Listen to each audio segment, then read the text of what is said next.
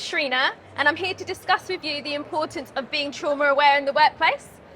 By show of hands, does anyone here know or have an understanding of what trauma is? Yes, no, maybe. Okay, so some people know. Okay, but those of you who don't know, the underlying consensus from multiple health organisations is that trauma is defined as a distressing event or events that form an emotional lasting response. So that's what trauma is. So it could be multiple events or one event. If it's made a lasting impression on you, you've gone through, unfortunately, a traumatic event. Okay? But now we know the definition of it, I'd love to give you an insight as to how it feels. So in my head, we were going to be in a seminar room that was enclosed. We're not in a seminar room that's enclosed, so we're just going to have to persevere.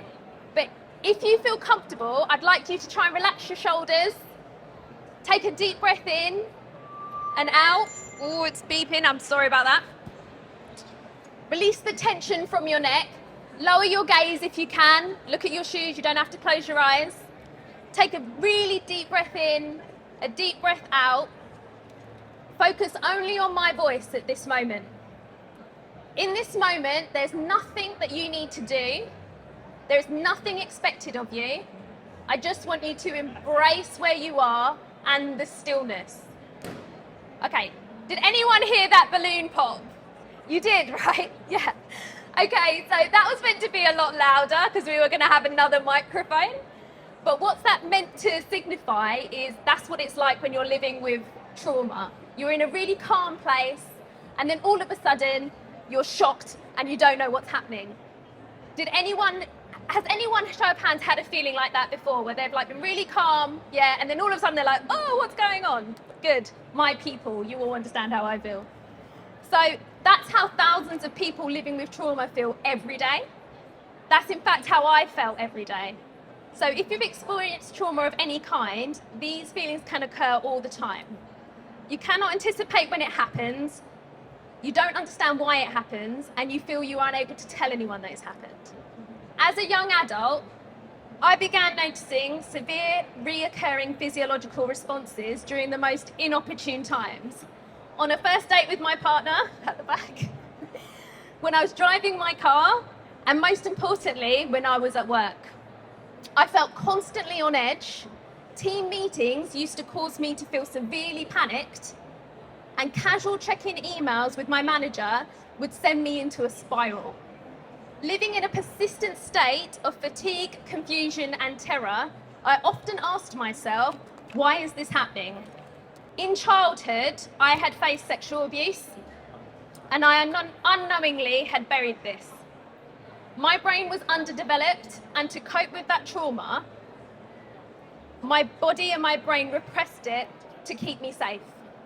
Almost 2 decades later, those repressed memories resurfaced to the degree where my brain and body were no longer able to withstand the strain of this emotional, mental, and physical burden. As you can imagine, it was almost impossible to focus on work. Responsibilities, major and minor, felt insurmountable, and my performance plummeted. Low productivity, low engagement, and extremely low self-esteem. I told myself I couldn't continue this way anymore, so I did what every acceptable employee is taught to do. I went to management.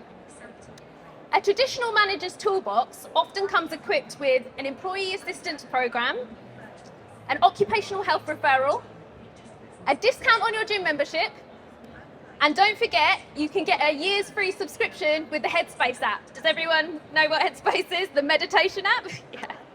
As grateful as I was for all of these offers, I felt that they were impersonal and frankly a bit dismissive.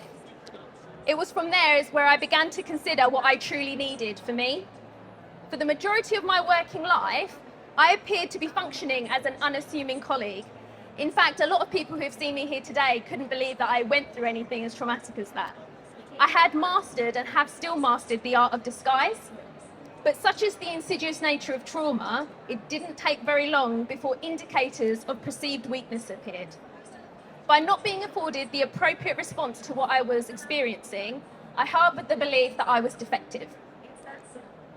I finally understood that repressing my trauma had manifested into maladapted behaviours which I unknowingly expressed within the workplace. I thought to myself, I wonder if this exists in other professionals. I set myself a challenge to recognise familiar patterns in my colleagues' behaviour. And I guess the answer to what I found is now obvious. The effects of trauma are everywhere. We've experienced 9/11, the 7/7 bombings, we've had endless wars across the world, a recession, a pandemic, and most recently, the cost of living crisis. Whether we recognise it or not, we are all exposed to trauma. So how can we help each other manage the effects of this trauma? To help others, we must first help ourselves. This can feel scary, but we do have the ability to nurture our own self-awareness. By accepting who we are, we allow others to have a deeper, more authentic understanding of what contributes to our identity. It's no secret that even after countless innovative and cutting-edge mental health and well-being initiatives, billions are still being lost in productivity. Let's go back to basics and remember what it is that makes us who we are. Human beings need connection to survive, and as we hurtle through the future of work, we are moving further and further away from the connection to ourselves and other people. We can strengthen that connection by maintaining open and transparent communication with ourselves and within our teams. This allows individuals to feel less burdened with uncertainty and more equipped with tools on how to navigate their newfound self-awareness, safely setting mutual clarity with leadership on company expectations. Voices being heard and emotions being validated are just some of the simple yet fundamental steps needed to ensure teams, regardless of seniority, feel a sense of security and acknowledgement within the workplace.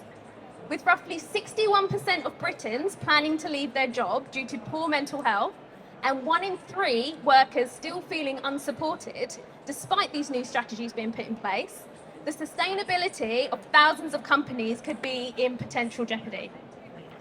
Ultimately, being trauma aware is not only about recognising the adversity you or someone else is living with, but also responding to the effects of adversity with openness and honesty.